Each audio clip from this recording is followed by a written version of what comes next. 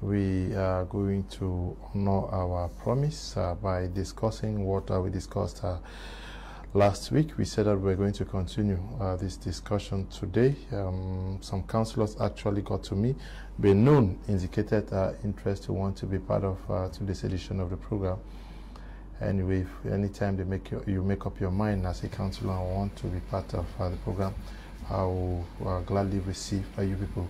We are going to be looking at how our wrong choices in educational orientation has rendered many jobless. Part 2. Can we change half there to has? Yes, can we change it? There should be something. That half is not supposed to be there. But we are looking at part 2 of what we discussed last week with our panelists who are there already. Mr. BUJI LEANCINE is in the house with us. He is the marketing director of Tex Global. We glad to have you. Good evening, Mr. Leo. Good evening, televiewers. It's Friday again, and it's a wonderful opportunity for us to share.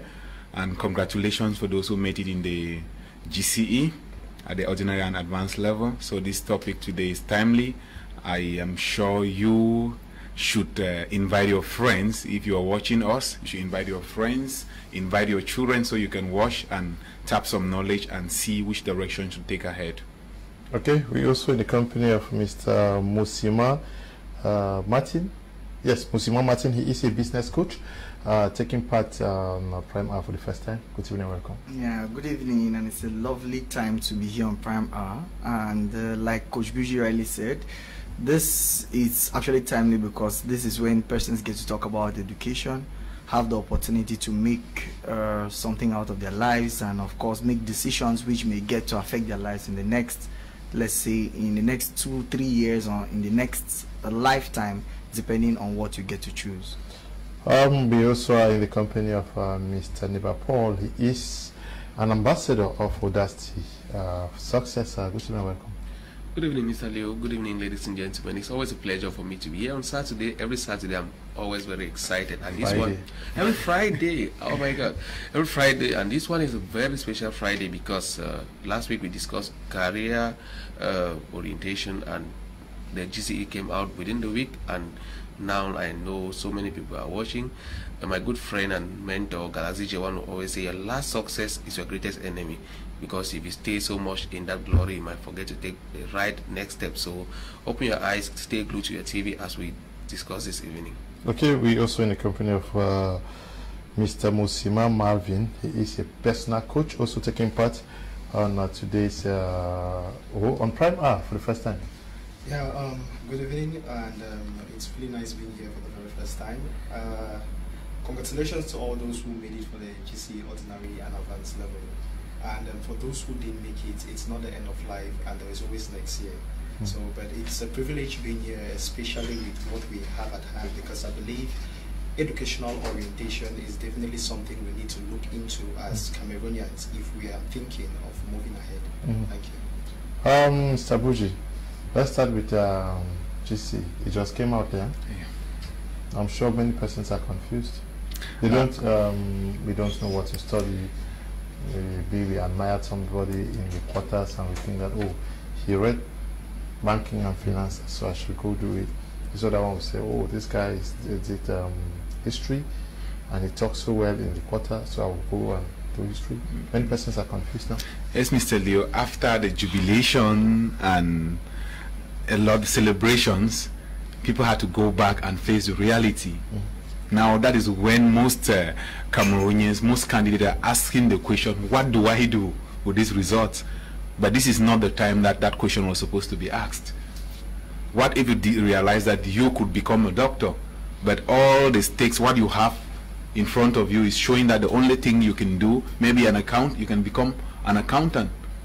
So after those who are celebrating, some who did not make it, they are crying because they did not make it. There is another problem because people do not know where do I move from here. I now have the results. Maybe I have the 4 papers. I have the 11 papers, but inside it, without actually a combination, even as you have it. So it's a time that is actually challenging because issues like poor orientation took place, we have not given the importance of this topic today that it deserves in this country. So our educational system actually pushed this very important fundamental element out of it, and that's why the question is, many youths are worried about their futures at this moment, because looking at what do I do with the results that I have, it's another problem in itself. It's like preparing for another examination. But what I will say is, when you realize that there is a problem, then you are halfway through a solution to that problem. Until you realize that you need a solution to a problem, then you will never even know that you have a problem. If not, you will definitely continue, you move ahead, and you end up being unemployable, despite the fact that you end with the certificates. At the end of the day, what do you have to attach to the certificate? What certificate do you want to have so that it can render you helpful to yourself and your family, your friends, your nation, and the whole world? So those are things that we will have to be looking at. Okay, we are going to be looking at this. Mr. Musima, students are graduated. He's raised the issue that they are more confused now because they were not even prepared for what to come after the GC. Yeah. Now, I, for one, I'm one of the persons who faced that kind of scenario while I was growing up. And one of the things I noticed going to school was the fact that many of us get to learn things that may not be relevant. Now, it's very typical for you to go through school, you get to pass some subject, and of course your future is determined or based on what you've already gotten from your ordinary or especially at the advanced level going into the university. Now once you get to study some things, it becomes irrelevant because we live in a society where, or in a world which is fast changing, and the key to you getting to succeed when it comes to the job market is acquiring high income skills. And getting to acquire these high income skills most of the times does not really get to come from what you get to study in school per se. So you may study something else in school and you find yourself doing something else because you had poor orientation. But meanwhile, if you were properly oriented before you get into the job market or before you get into the university level, you'd get to see that you can acquire these high income skills and you become valuable to a society. Now, also, we live in a society where, of course, I call it a performance economy, where people get to pay you for what service or what particular thing you can render to them per hour. That means in the Western world today, you will never see anybody getting to pay you or just getting to sit and they pay you a salary for just sitting around. No, you should be able to be productive when it comes to that. And of course, with these things which we're going to dissect today, it may get to help maybe a person or two to get to see that into just, it's not only about just getting the certificate, but to be able to fine-tune what you're going to study and to see how it's going to affect your world directly. Mr. NEBA, yes. Have you gotten to some of the successful candidates already? What are they telling you? Yes, truth be told, I was in connection with so many before the results came out, and sincerely, they are somehow, I was doing accounting, but now I want to do marketing. My question is always why. I was doing accounting, now I want to go and do law. I want to go do political science, and I want to do this. I want to do this. I think I should write a concours. My question is why, and from the way I ask them, the way they discuss, I understand that they are just focused on money. They are focused on getting money at the end of the day, and they don't understand that money comes from something. They don't understand that they are supposed to be focusing on what can make them more valuable, so much so that they can attract money at every point in time. They're focused on maybe looking around in their environment and they're seeing that, okay, this is what is making money at this time, maybe let me focus on that. So somehow they are a bit lost. But from those I interacted with, from my questioning and answer sessions with them, they were able to find their way. Because if you can't understand why today, tomorrow it might be a problem to you, because you might start asking your why and understanding it, but when you have found yourself in the wrong direction. Mr. Teke will always say that if you have intentions of moving to Boya and you see yourself in Yasa going to Yaoundé, the exact thing that you do is that you turn your car and you head towards Boya, because if no matter how long you spend on your way to Yasa, towards Yasa, you'll never reach Boya. But if you turn and you're coming back towards Ndokoti and Bonaberi, you certainly reach Boya. So in the course of us discussing, they realized certain things, certain questions that they did not ask themselves over time. But somehow, after the last program, a lot of councillors, they showed interest. They showed interest and they reacted. I personally got some councillors that I know for them to like show up for this program, but somehow they played low, which I got so I felt the type, because I want to think that the responsibility is not only to sit in the class or to work in the school campus, but wherever they are, when you have a duty like as such, whenever you find yourself the opportunity to reach out to perform that particular service, you don't turn it down, because it's the same mentality that the students are coming up with, where they are focusing on money. I don't want to think that these people were thinking, because I'll go and talk on this TV, I'm not going to make money out of it. Where I work, they pay me. I don't want to think like that. But I'm telling students who are watching us now that don't focus on money, focus on value. Can you actually, as he rightly said, we are in the value economy where you only get something, you get money where you provide something. You focus on money. At the end of the day, you never have money. Like, let me say you are chasing 10,000 francs and you reach at wrong point they do, and 5,000 runs to Aqua, and the next 5,000 is heading towards Bonamosadi. You are going to be lost. That's the same thing that happens to students. When they are putting their eyes on money, they ignore the fact that the money is supposed to be attracted to them, depending on the value that they create for themselves, not them chasing money. But in the course of the time, I think this program is doing a lot, because many when I did not know that some were following, but when the exams came out, they reached out to me saying that this was my focus. And when I watched you guys last week and the exams came out, I found myself in a position to rethink and ask questions about the decisions I was already taking. Because in my life, I have never had the opportunity to ask myself questions. It's either my mother is telling me to do this, or if I see a friend that is going to Boya and I want to go to Boya, because I've been hearing wonderful stories about Boya. So I'm just happy because they want to stay away from their parents. They want to go out of the house for the first time. That excitement, it hits every young person. But truth be told, life is not very free as we think. Like, okay. Mr. Musima, Marvin, yes, at this juncture where students have succeeded at the level of, not just advanced level, because it starts with the ordinary levels, because it is at this level that you decide what to do at the advanced level, and subsequently, now that they have succeeded, what should actually take place now? All right. On this, I would put myself first as a Cameroonian and somebody who has been through this process. But as a personal development coach, I came to understand the aspect about what the role we have to play. So it is really not just about the educational system and the counselors and everything, but as Mr. Paul actually just talked about, value is very important. So the first thing we look at is value, but it's not just about value, because if something is valuable and you're not passionate towards it, then it doesn't have value to you. So it's not just about the value we offer, but the value we appreciate.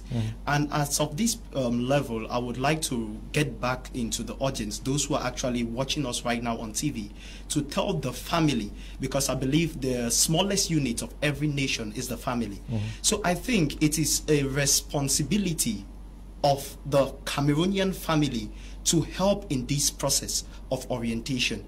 If we can orient our children to actually go towards value-oriented jobs or skills or educational sectors which they are passionate about, then it will really go a long way to help the problem which we are facing out there. So for all the candidates of the GC ordinary and advanced level, I would want to tell you this: if Moses can't come to the mountain, then the mountain should definitely go to Moses. If your parents can't really sit you down to give you this education, then I believe it is high time you sit with your father and your mother, and as a family, ask them, what am I going to do and how is this to benefit me? Now, the counselors may fail in their jobs and this may affect the future of these children, but I believe us as their family members, it definitely affects us even more. So this is a time where families should come together. And you ask yourself, be candid, because one of the problems we also face when it comes to the aspect of the family is we have parents that want their children to live their dreams. We have parents that, because I wanted to be a medical doctor and I could not be a medical doctor, now I want to superimpose that on the life of my child. And those are the things which actually make children, you see a child which is probably good at arts, but because the father is pressuring that child to become a doctor, decides to do sciences. And then we start seeing a problem maybe at the level of the university education and all that. And we also face that a lot when it comes even to the advanced level. Now, we see families which, rather than support the child to do what the child is passionate about, we want to give into maybe what we think is more popularly accepted in the society. So what I think should be happening right now in our homes is a family discussion between the child and the family to discuss the future of that child based on the passion which, or things which the child is passionate about, and definitely things which we think will be profitable for these children in future. There is something.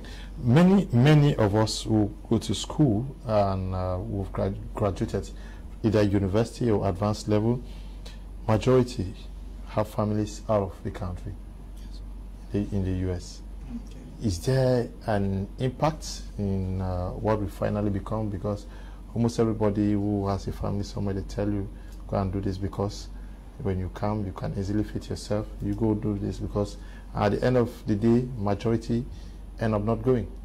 Oh. Is that not also something that is actually disorienting many persons? Of course, Mr. Leo. It just goes back to almost the like of a father trying to live their dream through their child.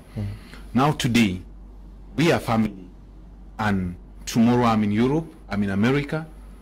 You wanted to become a journalist. Now in America, I want you to become a nurse because that's the opportunity that is there. That's not actually what your natural capabilities are. Now I say, Mr. Leo, as you're going to school, make sure you do science. You do sciences. At the end of the day, whose choice is that? What are things that have happened? You have people who are studying. They say, but what are your dreams? They tell that my dream is to, after this, my elder brother said that I should, after my advanced level, I will travel. They spend their life preparing for travel, not actually preparing for the future. Yeah, but many end up not going. Of course, anything can happen. It's not guaranteed. It's not guaranteed. So all this happens because there is no, and people do not know what they actually have to become. Mind you, going abroad doesn't make you an expert in deciding careers and jobs for people. At the end of the day, going abroad is also like, some people have gone abroad because they are frustrated with the system. After you've looked for a job, it is not. Why? Because your orientation was the wrong one. You come out and you realize that you are unemployable. Mr. Liu, the issue is that if you want to talk about the typical real unemployment in Cameroon, as per people not having jobs, that's not actually the real reality. The reality is that people are not qualified to have these jobs. That is why they are not employable. Yes, they're not employable. They have certificates, but they're not employable. Because at the end of the day, I still say my experience every day is people come in and say, I need a job. The question is, what can you do? When someone tells me anything, it sends a signal. You did not prepare to become something. That's why you just want anything. If you're coming with an application file to my media prime, what you have to do is, I want to be a journalist, I want to be a sound engineer, I want to be a cameraman. You should be specific. And you cannot say you want to be a cameraman when you don't have the skills. Because definitely in media schools, those things are taught. And you cannot go and you are trained, or you come out with a certificate as a journalist or as a sound engineer, and you're doing and you anchor the news. It will not go. So it boils to the fact that there have to be a discussion, and those who are knowledgeable have to actually help the people who are not capable of making this decision to take the right decision. And rightly, it starts from the family. if at the end of the day, the family, I always say the family invest, like in Cameroon, it's always that education is an investment. We should know that the end product of an investment should be able to bear some positive results. Okay. This is Mr. Njito. It's right, Njito, writing from Boom. I see your message which says, Mr. Liu, I really need your concern. Assistance concerning journalism sector. My sister is insisting to me that she wants to be a journalist. So with this program today, I really need your help, because I know Panjito, can you just call me after the program? Oh no, best call me tomorrow as from 10 a.m. Call me and let me know what your sister actually wants. If it's possible, I may also help her. Good evening, it's Mirabel from Yaoundé. I like this program. My sister's child passed the advanced level, chemistry and biology and geology. What do you think he can do? Because he is somehow confused. There are numbers under your screen. Can you call the numbers? Will help you. Now, we are talking about persons who are out of the country actually telling persons what they ought to do. Have you seen cases where people end up frustrated? They are talked out of their dreams because they were made to understand that you travel. Many persons see traveling as a course now, or a project there.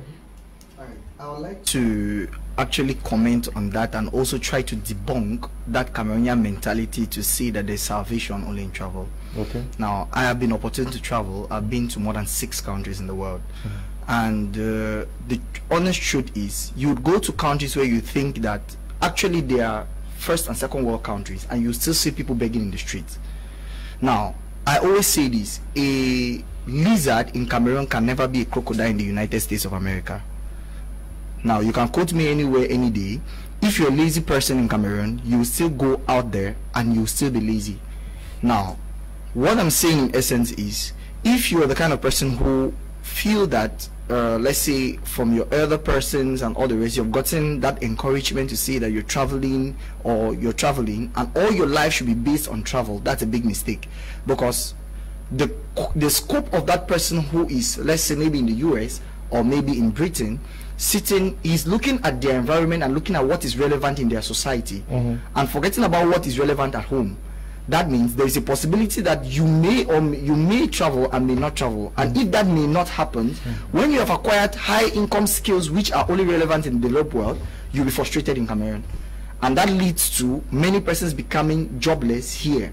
Now, but if you acquire skills which are relevant in a developing society like Cameroon, you would see that whether you remain here or you still get to eventually travel, you will still be relevant in the society either way. So my best advice to young persons who are growing up, especially those who are leaving the advanced level, now, you should get a skill that should make you employable, whether in Cameroon or anywhere. And also, you should be able to create a job even if you don't have it. Because in Cameroon today, you will notice that we don't need, Cameroon society as at now does not only need persons who are seeking for job, they also need job creators. And there are fields that if you go into, you'll be able to create a job, not only for yourself, but for other persons around you. For example, the computer world is vast. And of course, the good part is you can do it offshore or there. That means, I know I have friends who work, they're computer engineers, they work from Cameroon for companies in the United States. There's so many persons. And you look at these guys and you just see them walking around with a laptop and you so assume that these guys are scammers. But of course, these guys have been able to develop these high income skills. Most of them are computer engineers. They studied in our universities here and they work for companies who are employing them from abroad and they pay them in dollars. Now, these guys have their video conferencing meetings and all the rest as if they are abroad, but they're in Cameroon. So why don't you go for those kind of skills? Now, when it comes to the mentality that only science students succeed, that's also poor. Because there are fields in the art sector that if somebody who does painting can sell a paint that is a good portrait they made for $1 million. But a scientist may never get to have that kind of amount of money, even if you're a doctor. Just at one blow. So there are different skills. So you should be able to find your niche, find where you're comfortable, and like Mr. Marvin said a few minutes ago, find the thing that you love and that gives you value as a person. That you know that whether you're making money out of it or you're not making money out of it, you're comfortable and happy doing it. Okay, Mr. NEBA, you said many persons got to you after the results were released. What did you tell them? Well, I told them, if you, the first thing is that I asked them why. You know, I get to interact with them. I played ignorant, you know. I like, why do you want to study this? My mother said I should do this. My elder brother said I should do this. I would really like to move out of the house, you know. All the time I've stayed with my parents. I want to go out there, you know. My best friend says she's going to study in Yaoundé, so I want to change town. You know, when you start getting all those particular reactions, you now understand that this person is not yet understanding that life is supposed to be something that you actually stand out, not fit in. You know, not chase your friends because they are going to Boya. You now chase them to Boya just because you've been seeing your other sisters who are in Boya on social media and they are looking so good. Your friends, your other brothers in Boya are looking so good. I want to go to Boya. At the end of the day, I had to bring them to reasoning. I asked them a couple of questions, especially in relation to technology. You know, they have advanced level. I was like, okay, can you handle Microsoft Office? One of them asked me, what's Microsoft Office? That's somebody who is having advanced level. What's Microsoft Office? I say, okay, Microsoft Office, Microsoft Word. Can you handle Microsoft Word? I have an idea, but can you handle Microsoft Excel? No, I don't. All right. When it comes to social media and other digital tools, like Mr. Martin just said, people are here working overseas and they are using digital tools to communicate with companies overseas and they are delivering value and making money. Do you know how to handle these digital tools? Have you ever communicated on Zoom? Do you understand how it works? No. Those things are used in companies now. When I will go to companies, I will now know how to use it. I say, now you see, you are chasing the crowd to a destination where you don't have a clue about it, and you're not even asking questions just because you have that excitement. Yes, you have passed your exams.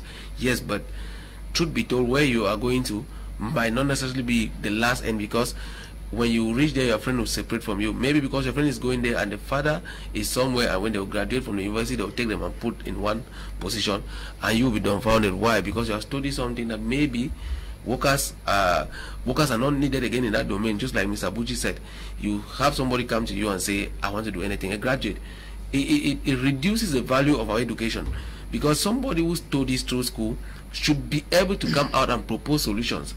Not he who comes out with all the investment. I call it investment because education is an investment. With all the investment in you, you come out and you stand in front of an employer. I tell that employer that I want anything. When you say that, that's a complete turn off for any employer. It means that you are indirectly telling the person that if I employ you, you are not going to provide any value for me, or you are going to provide any value, and because I've had a contract with you, I should pay you because you provide any value. No, employers are so keen about figures.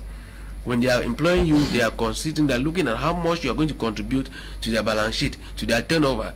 They are not employing you because you are beautiful, you are handsome, or you were the first in your class. That is not important, my dear friend.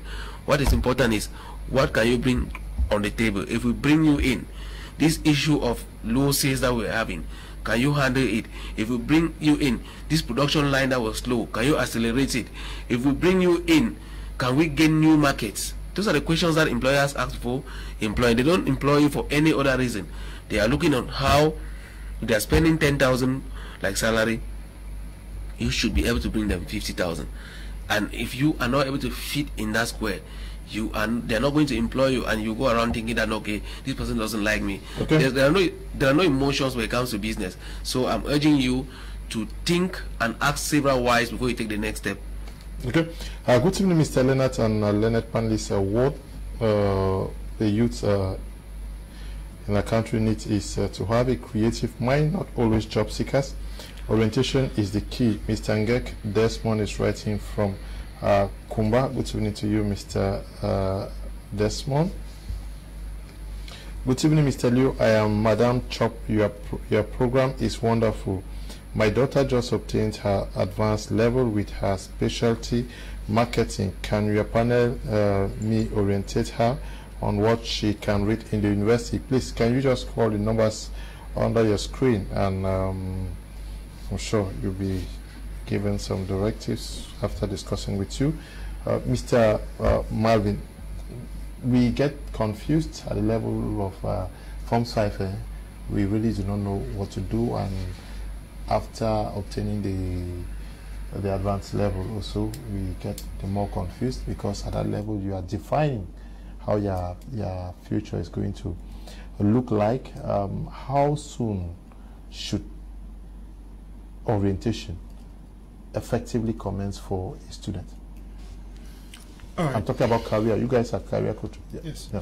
So when it comes to the aspect about orientation and where it starts, I would precise again, because I believe repetition builds character, passion and value. Now, when we look at these things, you get to understand it is never too early to start orientation. And orientation is not, remember, we are dealing with another individual here. You're dealing with another person. So you cannot superimpose what you think or what you believe at that level. When we talk about value, we talk about what you're bringing to the table because of your view about the society, like what the other panelists were talking about. What is valuable in this economy? What does Cameroon need? Like somebody, the person that just sent a message spoke about entrepreneurship. Now, the truth about it is we cry there are no jobs in Cameroon, and we say there is no money in Cameroon, but people are getting married every day. People are building houses. People are buying cars. We say, no, we want to travel abroad because we believe it's the better way, but there are still a lot of people making it in the country. So as it has been said already, it is just about our mindsets. It is just about how we choose to look at the world. Because we see a lot of Europeans, we see a lot of Westerners which come to Africa because they believe this is where the market is. But we see us going there. And it's a common phenomenon where we get to understand that it is okay for an average Cameroonian to travel out and have 2 jobs, to travel out and study something and decide to have maybe 2, 3 different degrees because the person wants to get something credible and so on. But when it comes to Cameroon, that flexibility is not there. We become so lackadaisical about everything, and we choose to blame the society, we choose to blame the economy we find ourselves in. And as I said, this is something that comes from childhood. When we tell people, Massa, le pays va mal, the country is not good, is that. So we have come to be oriented to think that we can only succeed out of Cameroon, to think that there is no hope in the country. But as I said, it is the duty of the family. So it starts with you as the father, being the head of a family. Now, there must have been those wrongs at your time. But if you're listening to us now, what you start telling yourself is, what happens after today? I would want you to have a paradigm shift, a change of mindset. If somebody can get an epiphany from what is going on here, and you tell yourself, it is simple, 2 things, passion and value. When it comes to passion, you're seeing your tribe growing up. What is this child geared towards? Now we start seeing those children you have at home, they break things, they want to see the remote, they want to open this and see what works and what works. And you start telling yourself, this child is geared towards electronics, electrical skills. You see a child which, a young child of about 3 years old can on your phone, go on YouTube. There are even those children which you see them, they are more friendly to electronics even than their parents. Now you start telling yourself, what can this one be? Some children love machines, laptops, okay, fine and good. Web developer, graphic designer, there is an art of the child loves to draw and so on, a painter. So this is how it starts. Now you orient your child from what the child is actually passionate about. Then you look for the passion in the child and find what fits in the society, which is profitable, which is valuable. And those are the 2 keys. So if you take the component of passion from the child, and you as the parent, you bring the component of value, and you bring these 2 things together, then I believe it will give a solution to this problem. Yeah, but is it not also because parent-child relationship today is a little bit complicated? We hardly really take time to observe our children. Yeah, definitely. We have that problem, but I would say we are more opportune than most because, yes, there is a problem, but according to the Western world, we can't compare. Africa, we live more as a family than the Westerners. So if the Westerners can still have this time, it does not take you a lifetime to know what your child is good at. Every father knows the child. So to a certain level, it takes an intuition. It takes you observing the child, not every day, but from what you think the child has been doing, seeing the child grow up, you must know that, okay, this child loves this or this child loves this. And as I said, by the time you're in Form 5 or opposite, I think as a child at that level, if you can write the GC and pass, then you can be able to call your father down and talk to your father. It's about your family. Now, I also want the average Cameroonian child to be matured enough. We are not living in the times of our parents. They send us to school to be more informed, to know more. And the society is changing. Some of our parents are not aware of this change. So you are not small to put your father down, daddy, mommy, elder sister. You can even speak to your elder sister, your elder brother, your aunties, which are seeing the same reality as you, to call a family meeting. And you tell your father, this is it, I've passed. This is what I want to do, but what do you people think? So if the father cannot call the meeting, then I think it is for the children to call the meeting towards their fathers. If Moses can't go to the mountain, then the mountain should come to Moses in this case. It is your future we are talking about here. Okay, this is your future we're talking about. Tagen Donatien says, good evening, Mr. Leo. Let all Cameroonians go to the farm. We need food. I love your traditional regalia and the country cap. Tagen Donatien writing from, yes, good evening to you. But we are talking about wrong educational orientation. Are we not talking about the wrong mindset that is planted? It comes back to the mindset. A wrong mindset that is imputed into the children at the basic and secondary university levels. That mindset, as you go to school to study history, to study whatever, what do you see yourself accomplishing in this? That is, what values do you see? And there is this mindset, and it is an orientation that you are going to school, and the only place where you can succeed is out of Cameroon.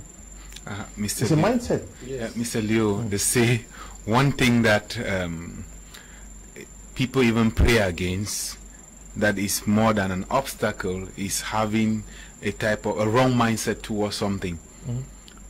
If you notice, there is no person that has come here under text group and spoken without mentioning the word mindset, because I would say for sure mindset definitely separates the rest from the best, or the best from the rest.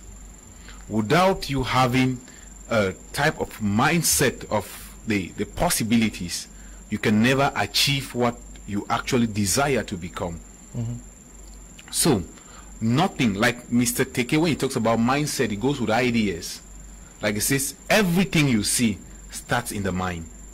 Everything you see starts in the mind. Just as he said, when you're observing children, when you're telling the children, when you're telling your children that nothing good can come from Cameroon, nothing good can come from a black man, you are already telling them, you plant it in their subconscious. They grew up with these things and they manifest it. So at the end of the day, what communication do you have? So who do your children talk to? What type of TV programs do they watch? Because mind you, what the type of family series or the rest that you watch, they share the values of the family. Yeah, because last week we were just bashing the counselors for not doing their job, but we are talking about the orientation that should give children the focus to succeed in life. And we are talking about, you must succeed out there. Once you keep telling the child that this person has constructed a house from this person has that, instead of using the examples of those who are also succeeding, those things are very common, especially citing success stories around your neighborhood about, you don't even know what somebody's child is doing abroad. Is the person a drug dealer? What are they doing? But you just want that to associate success. You want to associate their success. If your child does this, this is the outcome. But we are living in times that many things have changed, and if your parents have not adapted to what is happening, then you need to actually start moving towards that direction.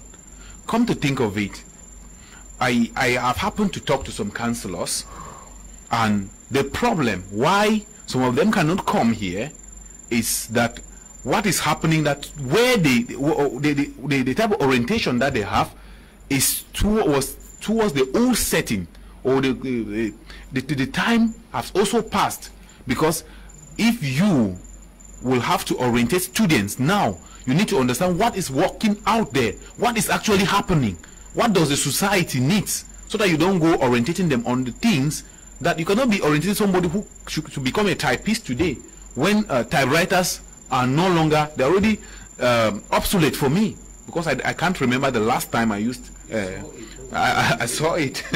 You see, they're already obsolete. So if you as a counselor or as an educational consultant, if your knowledge is limited to what's happening now, I always say, if you are talking and you don't talk about the fourth industrial revolution, which is driven by data, is driven by technology, you have artificial intelligence, you have robotics, you have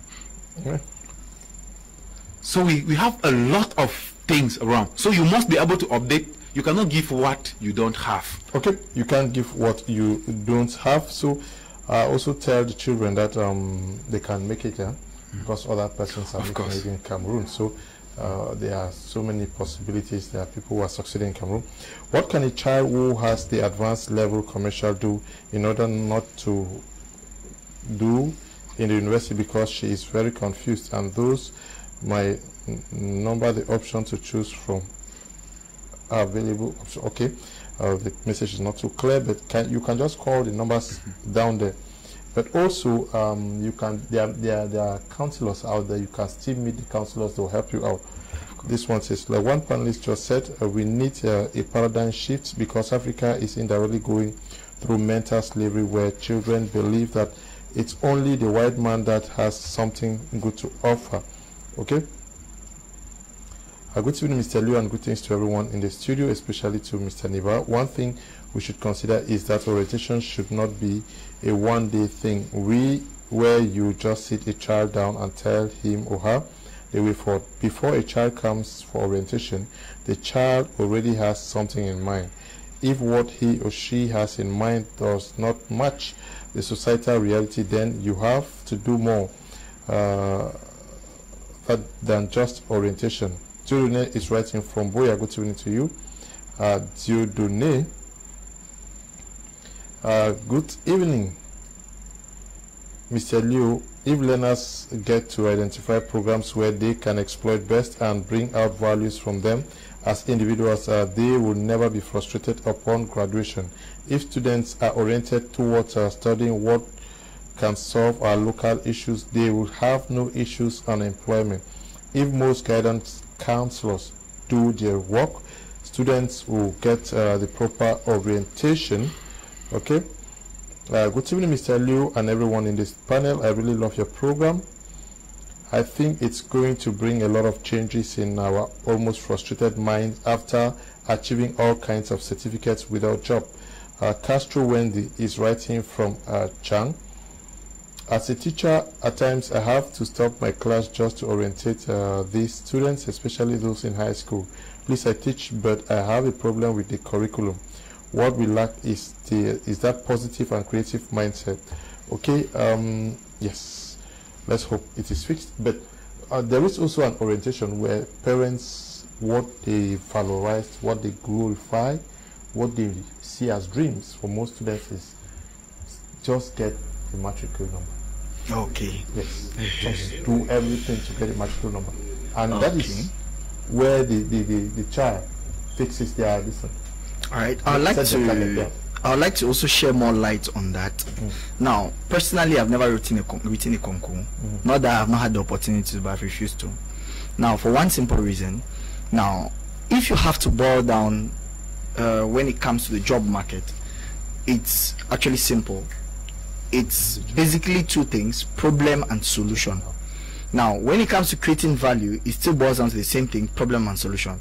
Now, if you can find a problem and in a particular sector and you see that you have maybe your child is going into coming to seek for an advice and is like, hey daddy, I want to maybe become a teacher, the question should be, what are you going to teach? Now, being a teacher is not the bad thing, but getting a solution to a problem which is found in the society.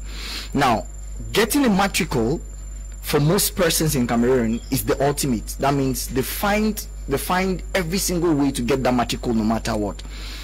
This is my question I'll ask you. Now, let's say you're a government teacher and you're category A, they pay you about 300,000 per month.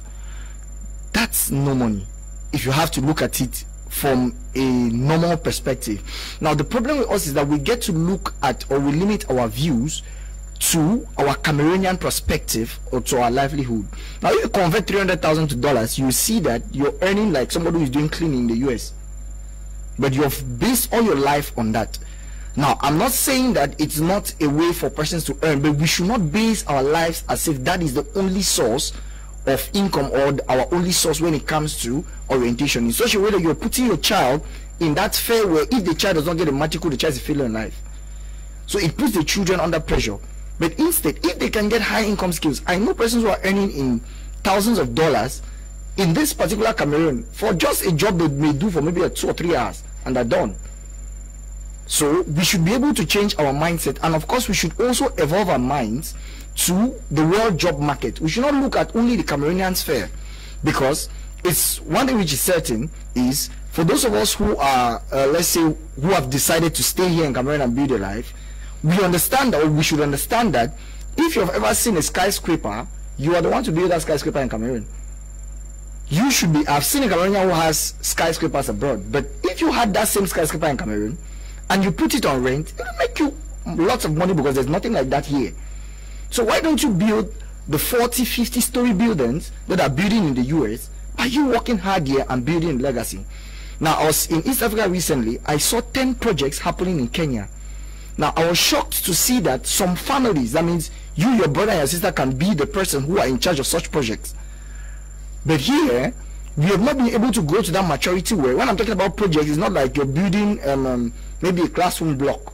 I'm talking about you building a railway station across East Africa, and a family sits and does that. And they would earn taxes for that for the whole of their lifetime. That means their children's children can get to inherit those things. So we have to develop our minds, or build our minds above the mentality of small, to see ourselves big. Like Coach BUJI rightly said a few minutes ago, now we have to start from, or everything starts from the mind. So once you've been able to develop your mind and tell your child like, hey, look at this problem. In Cameroon, we don't have roads. So why don't you become a civil engineer? And of course, you can go and further your studies in Harvard or wherever you're going to, but come back to this country and make sure that Cameroon has the right standards of roads, which of course are needed. Instead of you sitting and complaining like, oh, this country, there are no roads. And of course, for you to make a future, I think you should go abroad and of course go and get a living. We have to be able to see the future of Cameroon from ourselves, and of course when we see that, we can see through our children and they can also see it that way. We are talking about mindset, we're talking about orientation. Students are going to school and the dream job is a medical doctor, a teacher, a state council. That is, once you get there, you are the summit of life. And once we see an uncle who is very rich, who has a very fat building like the one where we are today, owned by a young Cameroonian, the first thing that they say, his hands are not clean. That is, exactly. People are scared to become rich in Cameroon. And it is, to many persons, it is big wisdom to tell young people who want to engage in a career that if you are joining this career because you want to be rich, then go and look for something else. It appears we are free, that is, your child or your students should not go for that which brings fat money. Mr. Leo, we have said this time without about this podium that money is something that we were not taught. Our parents know little about money, and that's why they always advise us like that. I always quote this example of when I was small. the only time I was given money often was when I was going to church for offerings, and it was usually 25 francs. You understand? And with the mentality that I had was that this money is to be spent. So before I enter the church, I use 5 francs, and I buy Alaska. I have intentions to go and offer 20 francs. When I enter the church, I'll still keep 10 francs. I offer 10 francs to eat Alaska again after church. So we most of us grew up in a broke background. And sometimes we tend to valorize poverty. Galaxy will always say that a poor man is a wicked man. Being poor is a sin. We find humility in poverty. I don't know if somebody who's poor will say I come from a humble background. They attribute poverty to humility. It's insane, and we are transmitting that to our children, which is very bad. That's why programs like this are very important. So much so that we have that exchange. We come to that understanding that we are children of the universe, and we are children of the Almighty Father, and the Almighty Father is the Father of abundance. I don't know whether we have to preach this, that we his children cannot lack when he has abundance. When it comes to this, I'm very upset, because somehow some people, when I was growing, some people, the only thing that people give freely are opinions. Some people drop this in my mind without me asking. Don't do this, because don't attribute yourself to these people, because if you join them, they'll put you from, they'll make and kill you and stuff like that. They attribute riches to ills. I don't get it, but the reality is that all of us can have access to money irrespective of what we do. The difference is how we do it. And when some people do it so well and they make a lot of money, instead for us asking questions, my brother, we start doing certain things. My son, who is just 6 years in the house, he knows Mr. Leo, he knows BUJI, he knows Mr. Teke, he knows he knows all of them. I am only telling him that, hey, when I'm going to on TV, you have to watch this, because when I'm going to visit, I hold him, I'm linking him up to them, because these guys are creating value, and tomorrow we are building a huge network, and you should leverage on it tomorrow and make money. He knows. The day I gave him 1,000 francs, he asked me to call BUJI that he wants to buy BUJI's car, and I called, and he told BUJI that, hey, I have money, please bring that car. My father doesn't have a car, I want to buy a car. He already has a mentality. He will not grow up the same like me, where I had to reach a particular level and I started removing poverty and seeing riches. When we put the children in that, in that square where they are limited, and they think that, okay, he who has money is wicked, he that has money drank blood somewhere, it becomes difficult for that child to be rich. Why? Because he doesn't want to be wicked. Because my mother, that I trust so much, that gave me breast milk from childhood to this day, told me that this my rich uncle is like this because the wife died earlier, the last son died, and stuff like that. These are stories we shouldn't expose to our children. It limits the scope of their thinking. Yeah, I'm talking about mentors. I've had opportunity, though it is changing somewhat. They spoke like they mastered it all. They have worked all their lives. Maybe most have gone on retirement without a home. Yes. And they are called to talk to students in the university, to talk to them, and the first thing they tell you is, if you are coming into this because you want to get rich, look for something else. Sincerely, is that not why we've remained poor? Well, thank you very much, Mr. Paul, for that, because I would like to quote the Holy Book. As a Christian, I believe in the Bible, and it is written in it saying, money answereth all things. Now, we know that the African community is one of the most religious communities in the world. But what I really want us to look at here is, when we talk about riches, I think it is, people don't want to do the needful to make money. That's the bitter truth about it. And it's because of the aspect of comfortability. Now, as I said, the average Cameroonian is very comfortable in Cameroon.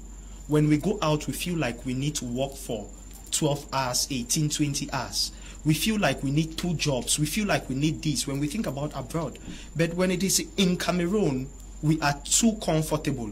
And that is why we think that we should just trust God in our humbleness, and we'll just see it through. And it is that same comfortability that makes people think of government matricles. Now, let's face this.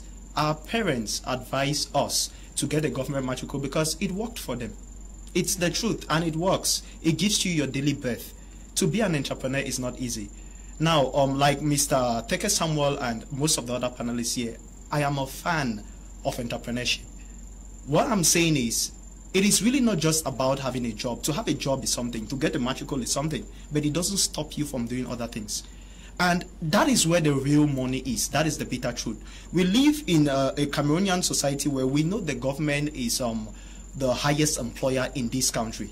And every day we cry there are no jobs. And every day the government cries, you people should go back to the farms, become entrepreneurs, agro-entrepreneurs, whatever kind of entrepreneurs, get into entrepreneurship, create jobs. And we can do this if we choose to. But the aspect is that laziness, that comfort, that we don't want to do the extra. We don't want to stress ourselves because we know handling a business, being an entrepreneur is not easy. It's definitely something you need to be serious about. And that's where passion comes from. And even when it comes to our educational system, it is a problem because we have mistaken schooling for education, and it is wrong. Now, as a personal development coach, I believe you can actually learn a skill without going to school. You can improve yourself daily. You can read books. You don't need a teacher, a certificate, a degree for you to be able to do better or learn a new skill. It is wrong. But we have taken education for schooling, and that is why when we go to school we have certificates, and that is it. But why are we unemployable? Is because we're not educated. When education comes from a point of passion, I am passionate about this, I want to learn it, so I do my best to become the best at it, knowing that even if I go among others who need this, I can actually stand out. But when we see a Cameroonian society where because of comfort, we don't want to stress it out. We don't want to do the things which are stressful. We just want to get a government matricle, as we'll put it. Then it's because we think it is easy. It's because we think we'll have a salary monthly. But the question is, yes, it worked for our parents. But not everything that works. Because at what extent? At what extent? Rightly, as Mr. Leo said, there are a lot of them that went on retirement without building houses, without driving cars. But today we want to live the American dream. The world has become a global village. Every young man wants money. It is our parents that believed in the humility of poverty. This generation, no. Now cybercrime is everywhere. Every young man wants to drive a Benz, wants to drive a Rolls, being because we need the money. But if we don't start changing our minds, if we don't have the right orientation from our counselors, from programs like this, from our families, to definitely engage ourselves to things that would empower us when it comes to things we are passionate about and are valuable, for it to give us the right money, the kind of money we need. If we don't start building relationships, like Mr. Paul actually said, that would definitely help us, especially when it comes to entrepreneurship. If we don't take it as a personal decision to develop ourselves, then we will not get there to have that money. And then we start thinking about other things to make Cameroon look bad. But I'm proud to be a Cameroonian. And I tell you, as an entrepreneur, if you decide to change your mind, to join the League of Entrepreneurs, the wind of entrepreneurship which is blowing, and you become part of them, then you start seeing Africa as a place to be. Because there are a lot of problems here who need solving. And if you solve those problems, then you make money. You make, definitely you're going to be making money. Mr. BUJI, lots still needs to be done when we talk of the relationship between students at the secondary level and the counselors. We talked about them, and many person said it was not too good, the picture was not the best. How do we fix this so that students in forms 1, 2, 3, 4, 5 can easily identify who the counselor is and how the counselor can better help them? Okay, Mr. Leo, that's a wonderful question. Like, I'm very pleased to hear what that teacher says. At times he has to stop his class to orientate the students. That should be before the work of a counselor. I think a teacher needs to actually play that role, knowing the reality on the field, that in some schools we don't even have these counselors. So in the absence of these counselors, what happens? The teacher has to fit in. But I bet you, the other day I actually kept my car in a car wash. Then a teacher picked me up. And then we discussed it. I said, but what do you do? He said, oh, I'm a teacher. So I said, well, this time we don't have work. We don't have work, so I'm relaxing. We will have work sometime at the end of, in September. That's the only time that we'll have work. So all this time, you know, my notes, at least I have notes that I've been using continuously. Everything has been prepared. So my studious year was only the first year. So the way they have to prepare these notes, you have teachers who are giving notes that day. I mean, notes for 7 years. It's still the same thing. Their notebook is still the same. It hasn't been updated. It hasn't been upgraded. Why? Because they have limited themselves to what they were taught. But we are in a progressive society where if you lock down yourself for 1 month, you will get out and see that the world has moved ahead. What is the way forward? It is a responsibility, it should be the responsibility of every teacher to be able to orientate the students. Look at your subject, tell the students the realities, the options. Because there are some teachers that, okay, after they had this series, the only option that they could do is, okay, maybe they could teach geography. But if they were orientated well, there are other opportunities that they could have embraced. Now, as a teacher, you will not only, with the excitement of pushing students to do that very geography, but you should be able to get there and say, okay, these are the opportunities with this. These are the opportunities that you have. Because as these students are coming up, maybe from the junior secondary school level, they don't yet even have the option to make those choices. You are the teacher in the classroom. You could definitely also spot, because as a teacher, you can definitely know what a student is good at. You can help them. For instance, Mr. Leo, being an IT trainer for some time, I was able to help my niece to actually choose a career where if I come and I sit and maybe I'm coding something, she picks up. She's trying to mimic what I'm doing, or she's trying to clone it.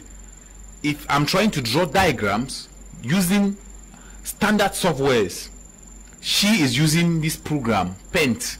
There's a program, Paint, on the computer. At least it's like an art. You have the brush. You can be creative over it. She will do something that is, if you have to do a comparison, following the type of sophisticated tools that I'm using, you realize that what she has done is better than what I have done. So I was able to, so when she got up and the mother was at the time, what do you think this child can do? I said, I think the child is good in, the child is good in computing. The child can become an engineer. She can do computing. She can become a web developer. She can build apps. And as we speak now, she built an app on the concept of her app is, she sees a lot of field around the city where people throw dirt at everywhere. So she developed an app which shows that at this area there is a dustbin, there is a trash can where people drop these things there. So now her app concept is that she will have to do it for a company like Ezakam, where she will go and give them, so that when they leave, they know exactly that this spot there is trash here. So at the end of the day, she will still move to areas that there is she sees that this trash can is supposed to be created there, then propose and add it to that app, so that when these people who are cleaning the cities come, they can now get it. Why? Simply because I had to observe her. Definitely, I was not opportune to have someone who would tell me that, see, would you do this? This is the outcome. Yeah, but I want us to look at the relationship that should exist. It's not been too cordial. It's not been too friendly. The students themselves, some do not even know whether they exist in their colleges, and those who even know will not know what to do to benefit from their presence. Yeah, it's saying that children are the leaders of tomorrow, and most of the times we as parents get to feel to make these children comfortable to be able to express their own ideas. Now, the average Cameroonian child or the average African child in general, is very scared to express their emotions because they're afraid to be beaten or to be scolded at by their parents. But we as parents have that responsibility, excuse me, through programs like this, to be able to help these children to bring out that inner person in them. Remember, every individual have their own point of view, and we can learn even from children, because like Coach BUJI rightly said a few minutes ago, now imagine that creative person in that his niece was being destroyed. That means you get to scold her like, don't do this, don't do this. No, until you have to go and study this, because I want you to... Exactly. So once you've already fine-tuned that child to a particular part, it kills that creative person in them. So these children have to be able to be given the opportunity to express their own ideas, look at them, observe them from a neutral point of view. Try to look at them from a distance and try to always make your children to be comfortable. Like, I would give this advice especially to Cameroonian parents. Please, now, let your children express their emotions. Try for them to be comfortable with you. That will also get to save you a lot of headache, because they will trust you to be able to express their fears to you in person. And once that happens, these children will be able to at least bring out that creative person in them, which would be the leaders of tomorrow we're talking about. Because great minds come from our children. Now, great minds can also come from some of us, but our children also have greatness in them. So we can actually get to groom them in such a way that they have that liberty to express their emotions, show the ideas which they think, and of course you can help them. If these ideas are wrong, you can politely correct them instead of scolding them or beating them. Now with this, of course, you can see that they have their own ideas and they look up to you to guide them towards that path. And you should be like the guide, not the whip. Because if you are like the person who is scolding at them all the time, they will not feel comfortable bringing their ideas to you. Now, Mr. NEBA, is it time for some of these schools also to look beyond the existing counselors? Because the counselors we're talking about also got the type of education we are talking about here now. Yes, Mr. Is it time for schools, say BUJI Moliko, to say, I want to engage Mr. Marvin, Mr. Martin, Mr. BUJI, each school, that is, for you guys to do what, to motivate them, give them career lessons? Yes, you're very correct, Mr. Leo. It was about time to actually do that, because we belong to this generation, and we are on the streets, and we understand the realities on ground, and sharing our stories with students of which we are of the same age bracket, let me put it so it relates easily.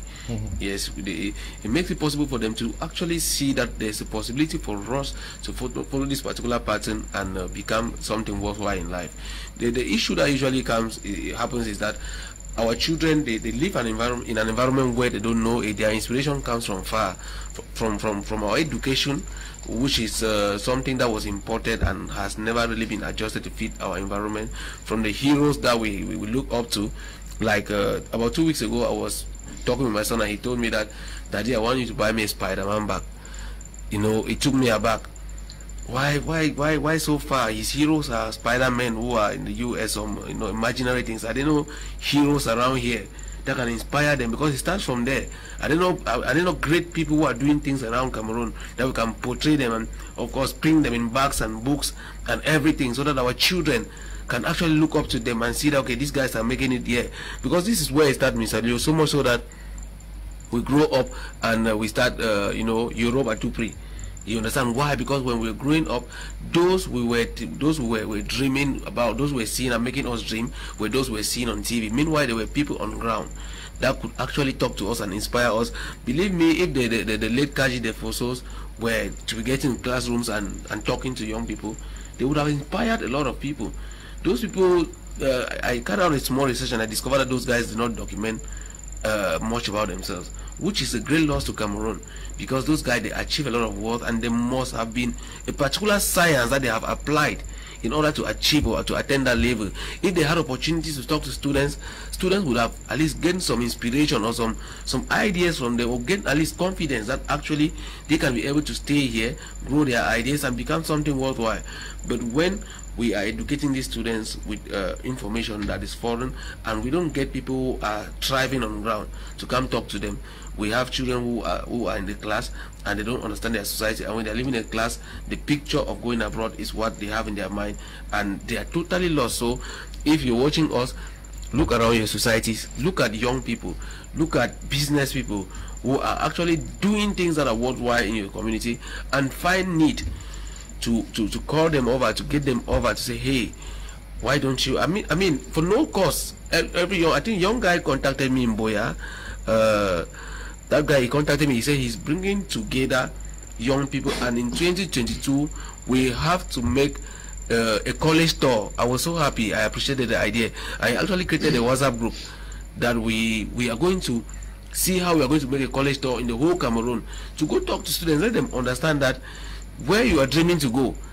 Sometimes, so if you study the history of America, you know that there were particular American fathers who sat someday and said that if this country is supposed to change, it is going to be on our shoulders. If we die, let's die saving America. You understand?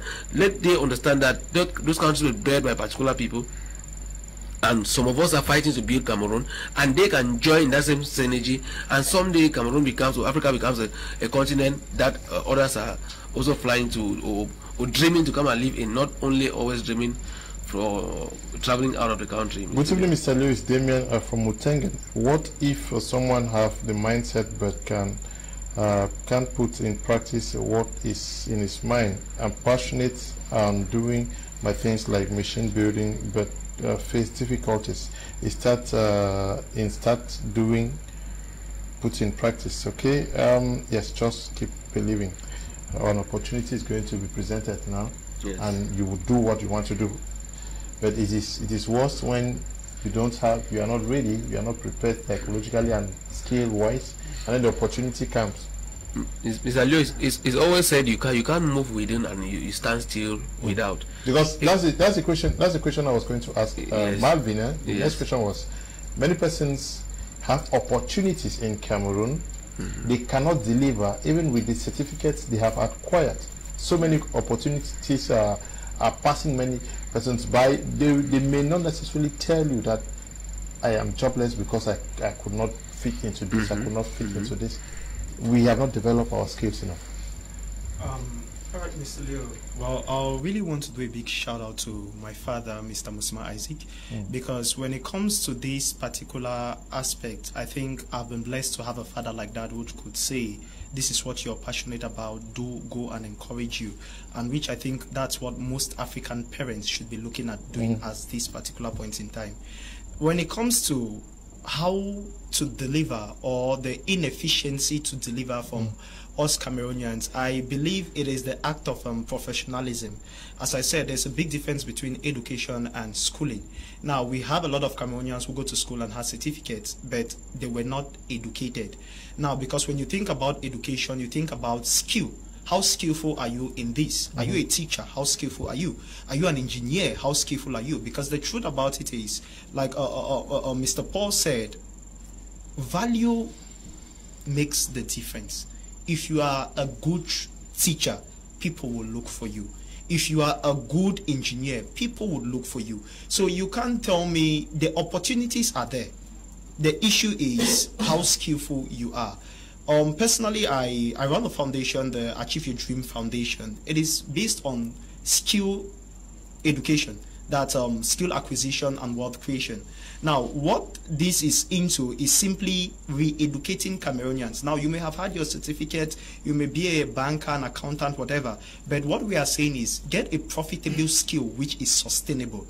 Get a skill that can earn you money, become good at it. Now, we give out skills like, we have looked at the Cameroon economy as of now, and according to the world standards, what's actually giving money? We have young girls, which every girl does makeup. That's what's funny. But when we come to perfecting that skill, we have people who have decided to become makeup artists. And you hear somebody does a makeup for 25,000, 30,000 just for 30 minutes painting a brush on a face. Now that's a skill any girl can comfortably learn and be happy doing. But because of the fact that we are so much in our zone, in our comfort zone, we don't want to push forward to add to what we have. So in other words, it is not about what you have learned or studied in school. It's not about what you were educated in school, but definitely the skill which you can actually offer and how good you are. So if we are giving out skills, we think of things like, for example, forex trading, web development, graphic designing, makeup, hairdressing.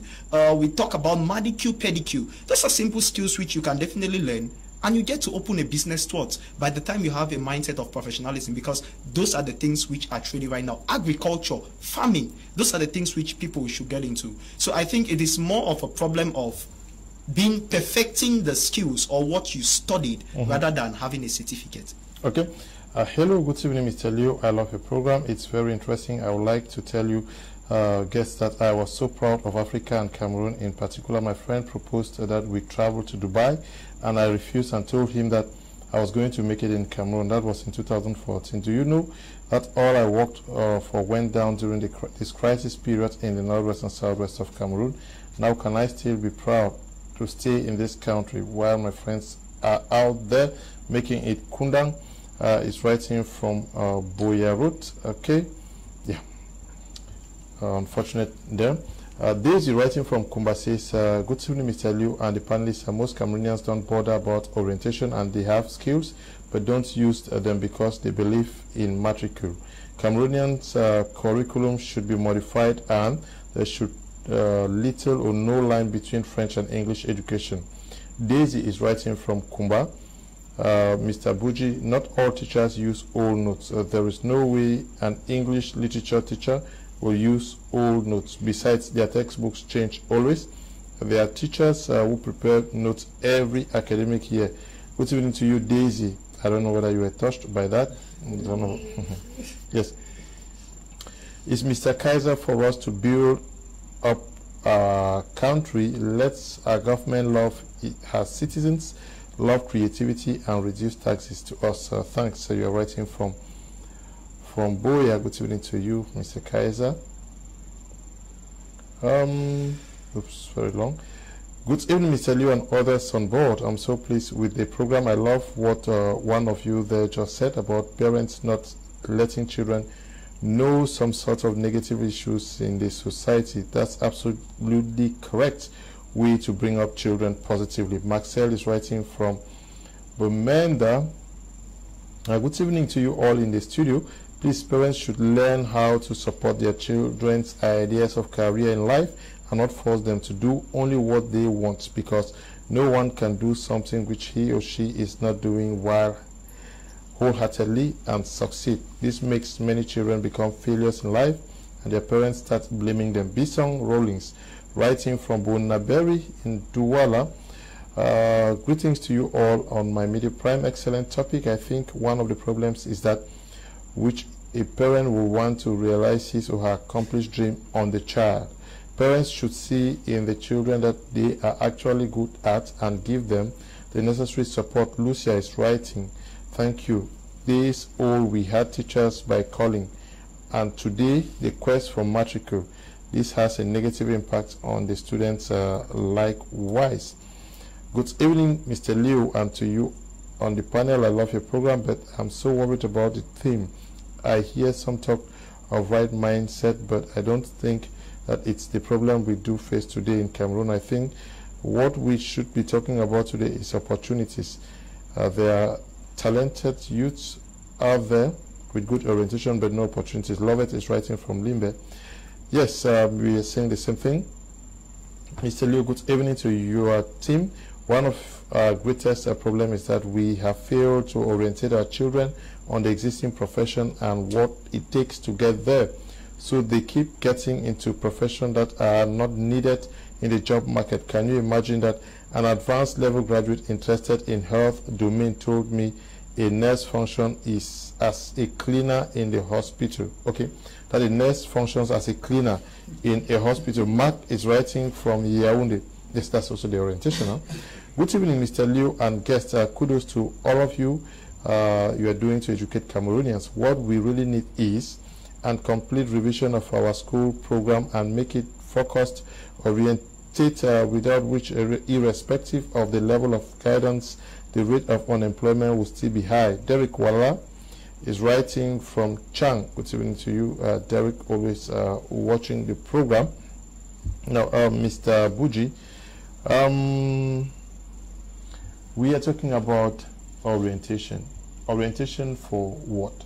Cameroon, African, or the international market? Do we have the mindset of knowing that, okay, if I am going to do anything, I should be ready to, because the world is a global market. You said there are persons living in Cameroon who are working for companies out there. Should that not be the perspective? Yes, Mr. Leo, I think the question is actually timely, because if what you are studying is what do you actually want to become? How does it fit in your community, How does this fit in Cameroon? How does this fit in Africa? And how does it fit globally? There are some skills that wherever you are, you find yourself with them, they can put food on your table. And there are some skills that they only end around your environment.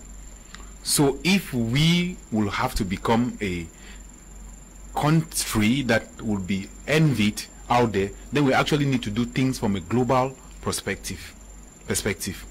Look at, for instance, the ideology of a company like Tex Global. Like, when you even look at the global in it, it says that the model that we built, it can actually fit in any country and in any context. What if we had decided that we're going to just program this, let's just, you do something like, say, you want to do like a restaurant, a local restaurant with African foods. Then we also tailor it out to, you know, in the Southwest, many people eat arrow and water for agari, and we make this there, which means that our restaurant might not fit, or it will not fit in Europe. So when you are studying, if you want to be, for instance, you want to be a chef or yeah, but the world is global. Yeah, a nutritionist. We have African communities. Yes. Yes. Now this is it, Mr. Leo. You want to be a cook. Let me just use it the word that way. Now all you studied was how to prepare the food in your village, the type of traditional dish. You don't think about what if these Chinese are going to be coming to be doing their activities as usual in Cameroon. Can you prepare something for them? Can you prepare something for the Frenchman? Can you prepare something for the American? It means that if your study is just limited to operating a restaurant in Cameroon, then definitely you are limiting yourself. What happens if you find yourself in Europe? What happens if you find yourself in Nigeria? Can you fit into that context? So it's what you are studying. Is it relevant in any other country than Cameroon? The world is becoming, it's not like becoming, it's already a global village, which means that whatever skills you're acquiring, they should be universal. Can you teach English in Rwanda? Can you teach English in Nigeria? Or you can only teach it in Cameroon? So why orientation is geared towards you becoming your best self, becoming the best that you could ever be, that should be the objective. It should also consider your global acceptability. If you can fit, if you can solve global problems. Because if your education can only solve local problems, then you are going to definitely generate a local income. But if you can solve global problems, definitely you are going to generate global income. And that's how vast it becomes. Mr. Leo, something touched me when we're talking about orientation, mindsetting, and the rest. I thought about something, how we could, when the Chinese president said this year, he called the big people are making it in China, and say this amount of Chinese have to go out of poverty. By this time, the first said was about 300 million Chinese to become millionaires. That is a dream of a country. Now, that's why when you move through around our community, there are skills that they left China with, is to come and solve our problem, which means that whatever they studied there, they had us in mind. The other day, we were passing through this, they call it marché des Chinois. Why one of them is taking a bucket, this local, plastic. So he snapped. Should I snapping them and sending? So I then said, this man is surely sending it, that this is what these people need. And definitely they are going to produce it. Which means they have a global mindset of coming to solve our problems here. Now, what are our students studying? Our students want to maybe get to this... go to China and teach. Yes, go to China and teach. While the Chinese are looking on how to make money out of us. I'll look at it again, and we're talking about some recent the amount of money that the Westerners, the amount of money that the white man has taken out of Cameroon in 2020. 2020, 2021 is huge. Whilst that is that a company had gone out of Cameroon with over 100 billion. Why? Because the mindset, our mindset, what we're oriented towards is that these people, we can trust these people, but we cannot trust ourselves. Okay.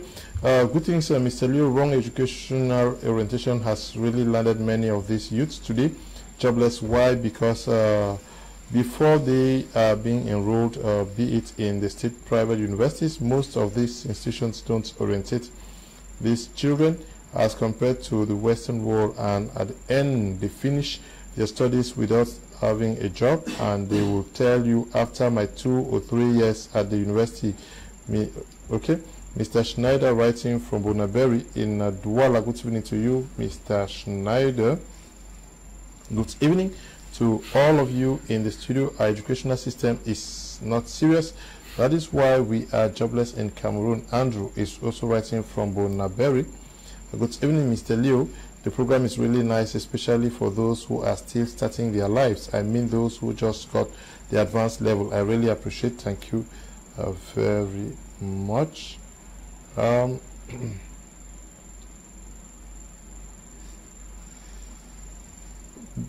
Good evening, Mr. Leo. Everyone in the panel, is Castro Wendy writing from Chang. What can you say about someone who have passion and love to create jobs, but himself and others, but he is hindered on finance considering the nature of our country?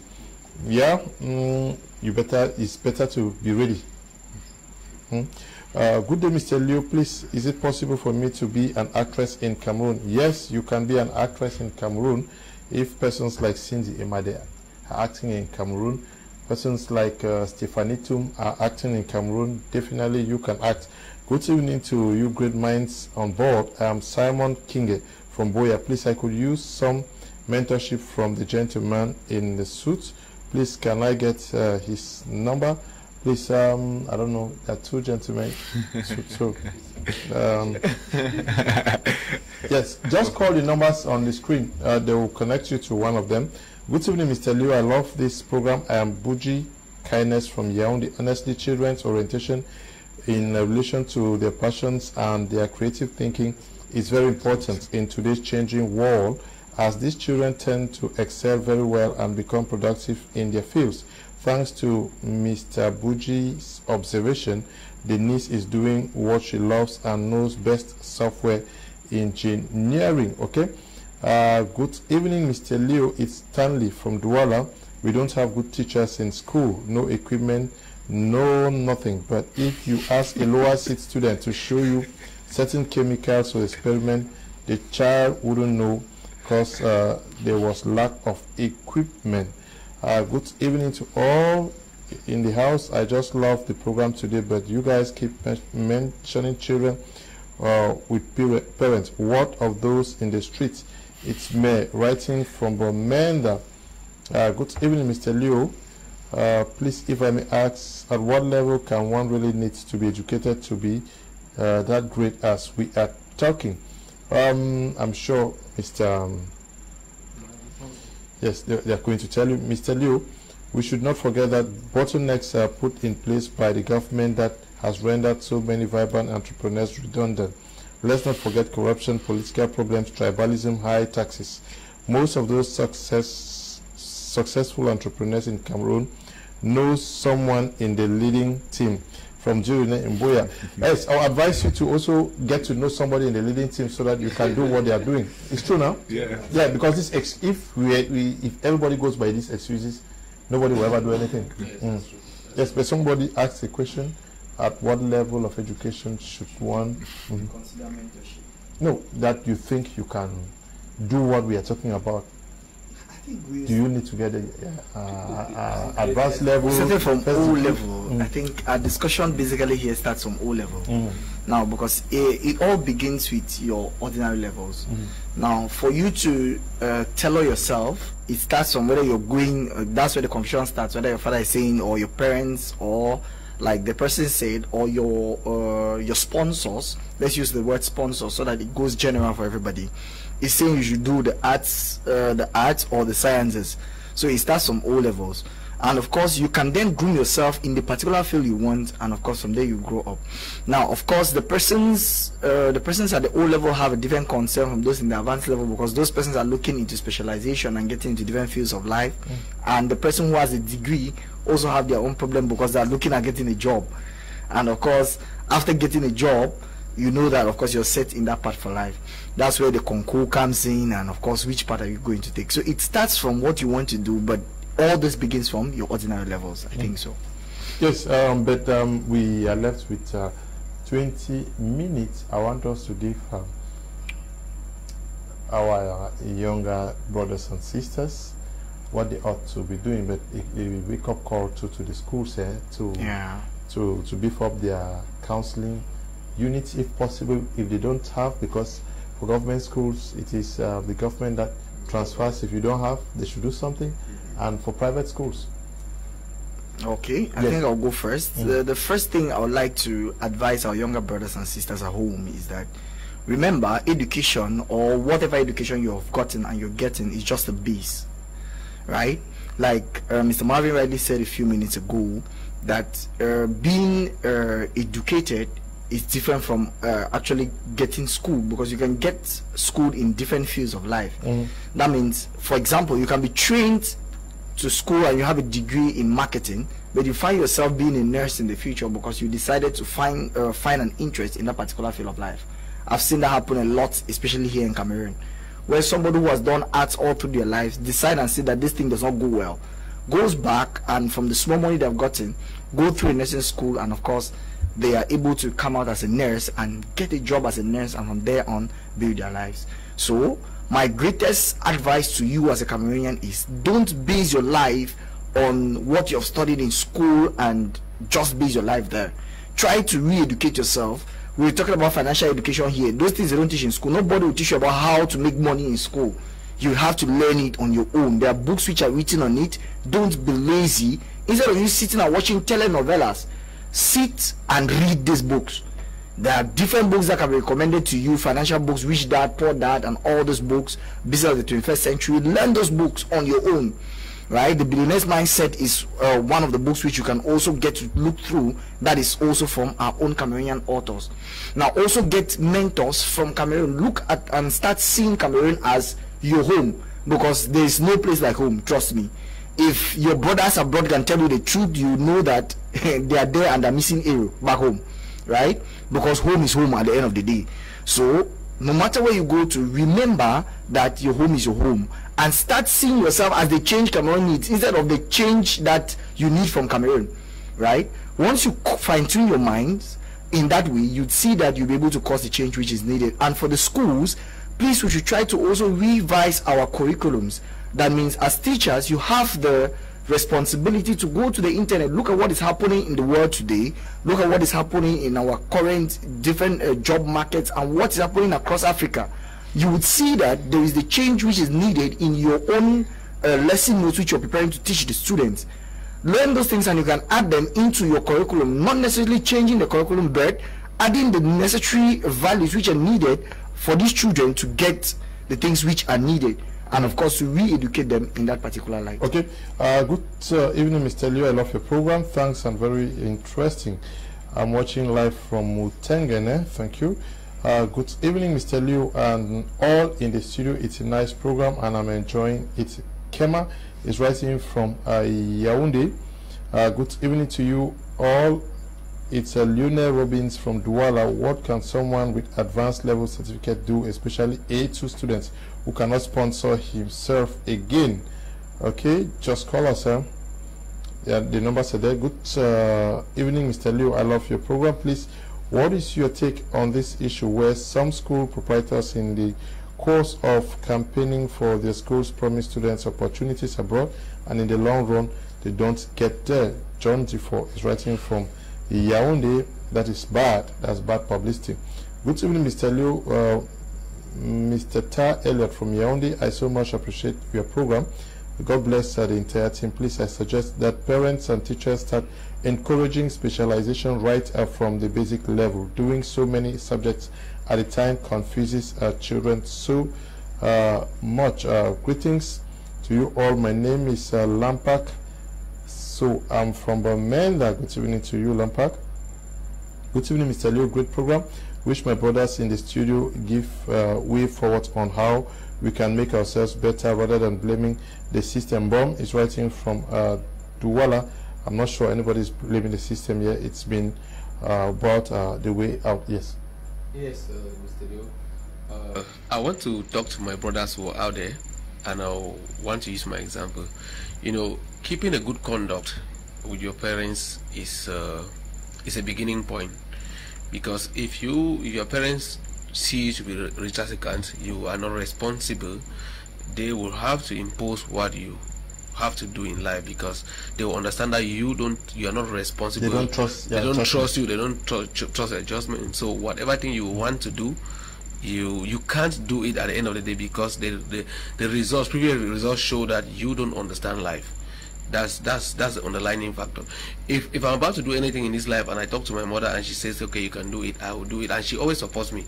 Truth be told, I shout out to my mother if she's watching, Mama Sabina. She always supports my ideas, and when she supports them, nothing can stop me. Why? Because over the course of time, I've proven to her that I can be responsible. If you're out there and your parents cannot even look at you eyeball to eyeball and even agree with your ideas, it's because the track record shows that you are not honest. You have, whenever you say you are going to anti-A, you find yourself in the quarter of anti-B, and you don't expect, okay, you tell them that you want to study banking, they will trust you. Meanwhile, your track record is bad. It doesn't go that way. Secondly, I'll turn to the parents. You must be friendly with your children. You see these 21st century children, when we who grow up, we were beaten and corrected, and we follow the right track. Children today, when you beat them, they take the wrong track instead. I don't know how that has happened, but there's a particular shift that has happened. That when you beat a child not to do something, they do it again and again and again. I don't know how that's happening, but a good parent must be able to be friendly with a child so that the child is open to share with you. If the child has a worry I can't share with you, know that that's a problem. And if there's anybody else out there that the child is open to and shares the thing to, that the person is not of good morals and the person educates your child, you are going to have a bad child tomorrow. That will not be because the child was bad, but because you did not create that environment. Because you have that responsibility to create that conducive environment where you can come back from work and you sit and your child runs to you, hey daddy, this is how I had my day, this is the difficulty I had in school, and this is it. And then you tend to advise the child. The child is going to trust you more, and in the course of time you are going to agree with the child, and you groom your child and you grow up tomorrow, as the Bible says. A successful child is pride of the father, and you certainly be very proud tomorrow. And then let me look at the side of the school. Innovation is very important, and as a school, if you are not innovating while the environment is changing, you'll be giving out knowledge to students that is outdated, which is not correct. You must embrace innovation like part of your I mean, every year, every school year, you should be able to innovate.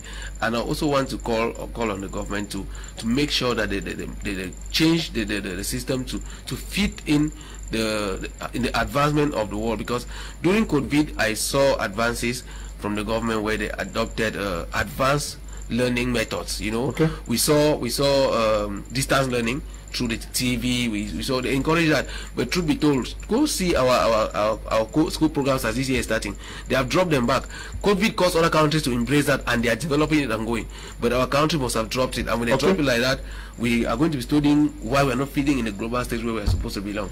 Good evening, Mr. Leo. All said is obviously good, but what will happen if the syllabus be reviewed to meet the changing technology? Alexander is writing from Tico. Good evening, Mr. Leo. There are so many bright children out there without sponsors, and they want to be educated. How can you orientate them so that they can be educated? Thomas Martin is writing from Yaoundé.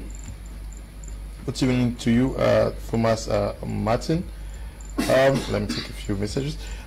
Good evening to you all, Mr. Leo. I love this your program. Batty Eric is writing from Andop. Good evening, Mr. Leo. It's Stanley from Douala. We don't have good teachers. Okay, you say, Mr. Leo, can you help me with Mr. Abuji's number? It's Mr. Buji. Request for the number after the program on WhatsApp. I'll send it to you. Good. day, Mr. Leo. Please, how can I be an actress in Cameroon because I don't have any connection? I don't know where you live. If you are in Boya or in Bamenda, you should be very alert. There are calls for audition. Yeah, they are done in Yaoundé, in Douala, in Bamenda, and in Boya. So anytime there is a call for an audition, you go there and you perform. And those who intend to produce the film, they find you right and qualified for a role, I'm sure they will give you a role to play in whatever movie they are planning to produce. Yes, Mr. Buji, what should be done? How do we get many more of you guys actually help students out there? Well, Mr. Leo, you'll only be coming to talk on TV like that for people to follow you? Mr. Leo, before that, I think I will have to give a contribution to what my colleagues have said concerning the way forward. The way forward. First, the individuals, now as the parents, have a role to play. They need to actually look around. They need to find out what is working in this current dispensation, so that they can be able to help their children, guide their children. Their children look upon them. That we cannot minimize that. Where you have limited knowledge, definitely you can seek the help of those who you can seek help from experts on this. Now, to the students, because we are talking, I'm not limited to ordinary, advanced level, or even with your PhD certificate. You need to be a student of time, which means you need to get to the internet, find out, first of all, find out why with this certificate, why am I not employed? Why is this certificate just a useless piece of paper to me? Now, to the government, they are doing, I must acknowledge that there has been a change, because if you look through the syllabus, you get something like technical and vocational studies. Those are things that were not in our time. Maybe it would have been better, because the government has realized that, or those in charge of education, they have realized that there are a lot of unemployable youths out there, and that is part of the problem, is the system. And to a larger extent, there is the need for us to update our outdated educational system. Obviously, it's outdated because the things that actually matter, they're not giving them the importance that they deserve. And back to what your question of how do they get us involved? By the way, this initiative, talking here, is already showing the ability, that is already showing the willingness that we are ready to help. So you just need to get to us. By the way, Shape Academia had already gone a step further. To actually, those who have gone out with a lot of frustration, you get to Shape Academy, you have to get back, you sit down, and they help you to rediscover yourself so that you can be able to change the narrative. It will interest you to know that as we are talking now, Shape Academy is bringing in forex trading to teach to people. Those are high income skills. Shape Academy is talking about solar energy installation, which are things that in a few years ago we had nothing about. Solar energy. It was like a rocket science, but now in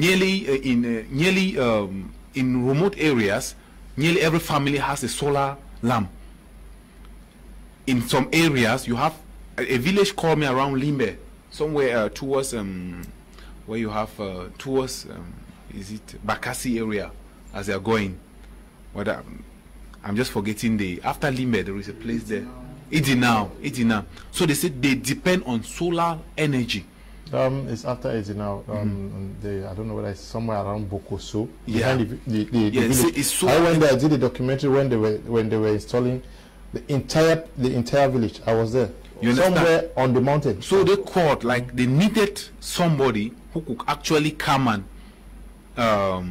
help them actually extend that, because they want to get it to other villages.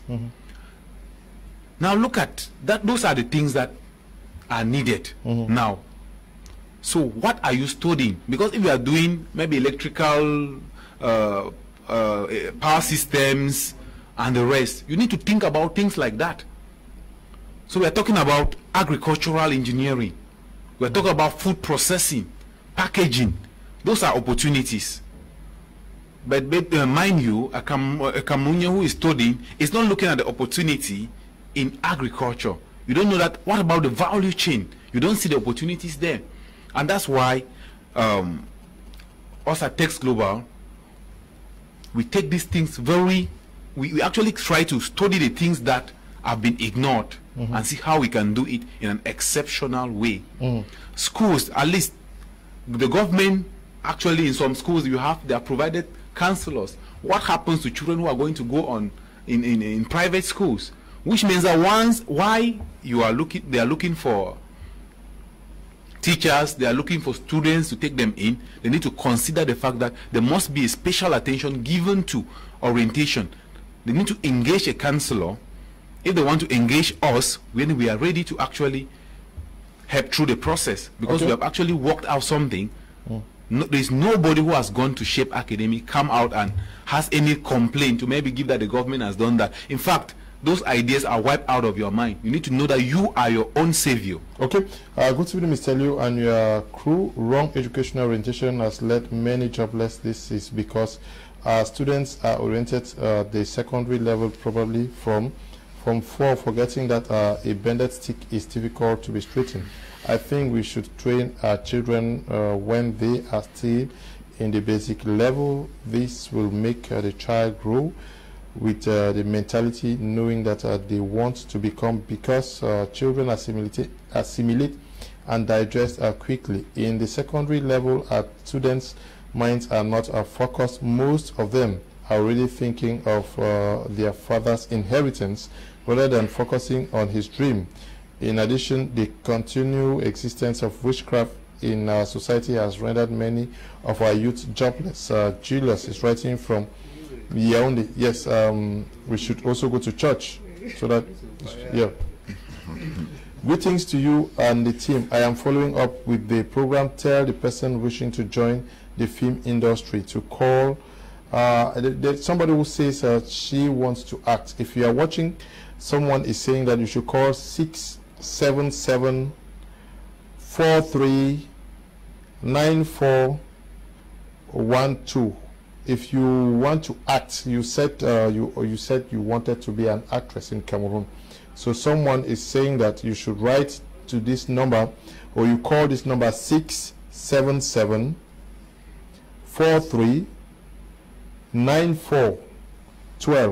Okay. I am Tikum T. Akuru, filmmaker and photojournalist in Bomenda. So just call that number. Yes, that is also the connection. No? Good evening, Mr. Leo. Please, there are young people out here like me. We have good idea for business, but there is no platform we can deal with projects of like agriculture and work today.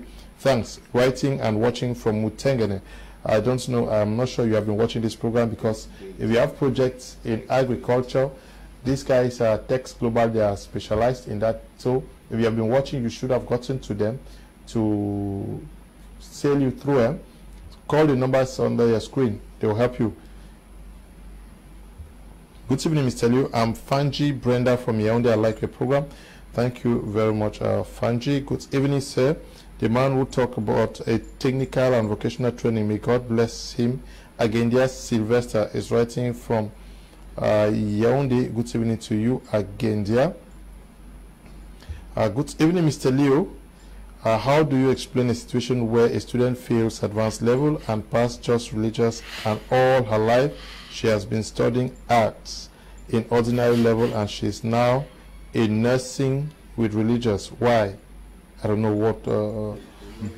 A nurse, maybe a nurse religious studies. Yes, but I think that you can always change. Hello, Mr. Liu, and to all the panelists. For our children to meet up today's competitive world, we need to start from our homes with our children by following them up, trying to find out what their interest is. This will help us to mold them and create a solid educational foundation from the basics.